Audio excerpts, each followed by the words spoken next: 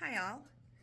So, tonight I want to talk a little bit about conflict resolution and some of the things that have taken place in the last little while, just in my own personal life, my little circle. It is, with the election and everything, it feels like the nation down on a very deep level. The majority of the people were together. However, there are individuals that were on a separate page and they had a different agenda, a different idea. And this has affected people clear down to their family levels, which is absolutely amazing. It's awful, actually, but it's to think that this kind of influence has trickled down to family groups. And I know there's several, not just my own personal, but several family groups that, being Democrat versus Republican or whatever it is, has divided the family, and it's been awful. The social media and the news, they focus on the meaningless topics, things that don't improve our lives at all, that don't help us see things from a new perspective, and they're just there for themselves. And you pay money. We pay good money. I personally don't pay money to watch these things. However, but millions of people do. And I'm not faulting anyone that does. To me, it is my own perspective to see where the world is going. Things like sports, movie stars, singers, entertainment, the fashion industry, all those things, they are detracting from really what the core should be. And things that bring us together, that bring communities and people together. If, say there was a crisis, a real crisis like COVID was, except for more so, people would have to come together with their neighbors, with their friends, with their surrounding, the people in the surrounding areas in order to survive. Excuse me. But I feel like that the industries are so faulted. The pharmaceutical industry, the school system, the political system, the food system is horribly, horribly polluted. They all are, actually. But the food system is one I feel like I have control over for my own family, and I do things to make a difference that way. However, I feel like in times when people were the happiest and they felt the most connected, there was multi-generational relationships being formed. And children had their elders around them. They had their grandparents and people that they could really connect with and have a relationship with that wasn't mom or dad or a sibling. And it made their lives more peaceful. It was really the community that came together, was right there in the family unit. And, the grandparents could teach them things about manners and civility, and they could help look into the future because they were looking through their own experiences, and they could put that into context for the next generations. Anyway, just some of my own personal thoughts. We had a situation here just after the election with two girls that are cousins, first cousins, and they've been really good friends. Well, one girl was supporting the Democrat side and the other girl was supporting the Republican side. When the Democrat girl realized that her cousin was supporting the Republicans, she cut off all ties with her. She would not talk to her. She would not even acknowledge her walking by in school settings, in anything like that. So, as far as my take on this, I feel like there's always underlying things. There's always unheard, unmet needs with these young girls.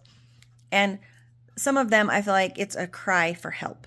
It's a cry for notice me, notice what I'm doing. And just so many aspects of it touched me on a core level. And I hurt over this particular situation because it is very close to me. However, I know of many, many others right in the very family where people are texting each other and I don't even want to see you if you're going to have your Republican view. And and stuff like that, that you just, seriously, where does that come from? And the thing that I feel like is it comes from not being heard. Not the conflict comes from not being heard. I don't care. I don't care who they voted for. To me, that doesn't matter at all. Vote for whoever. However, the battle within the families is becoming so intense, and it is so painful, especially to watch these young kids have their whole entire lives ahead of them. If they are so hard-headed and so focused on what their opinion is and so determined to prove it right, will they ever be able to listen to anybody else? Will they ever seek to understand what someone else is going through or dealing with? It just really stands out to me, because when we were in the FLDS, we were taught to never question, never ever question anything. We simply followed with blind obedience, knowing, we didn't believe, we knew that the people over us had our best interest at heart. The people over us had no idea what our best interest was, and they were just doing what the people over them were told to do. And it was a chain of command. And this is the very thing I am seeing, is they are dealing with a hurt on such a deep level and dealing with pain on such a deep level that they have no other ways to express it.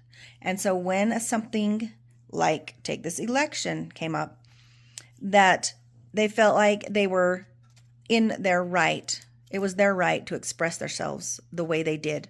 And that's how they felt heard. So I want to encourage anyone that wants to just step away from all the dogma, all the brainwashing, and look at things through a different set of lenses.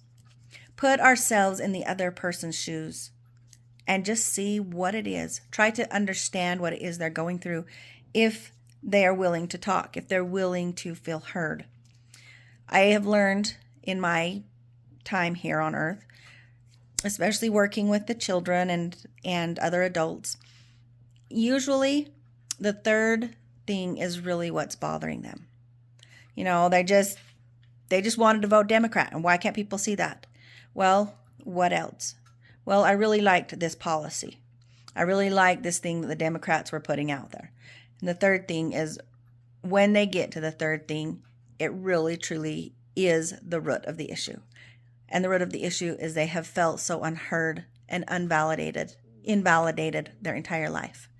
So that is just my own perspective, looking out through my eyes, through some of the experiences and things that I have been through. Tomorrow I will give you an update on my cactus apple jelly, on my cabbage, my fermented cabbage, my sauerkraut, and some bread, some sourdough bread that my son is making. He's 14 years old and he is making bread. Also, I want to share some home remedies. There's quite a nasty flu bug going around, and we have done some things here in this home that have helped shorten that by a week and a half at least. Most people that have had this flu bug have had it for 2 full weeks. So anyway, I hope it helps, and I will see you all tomorrow.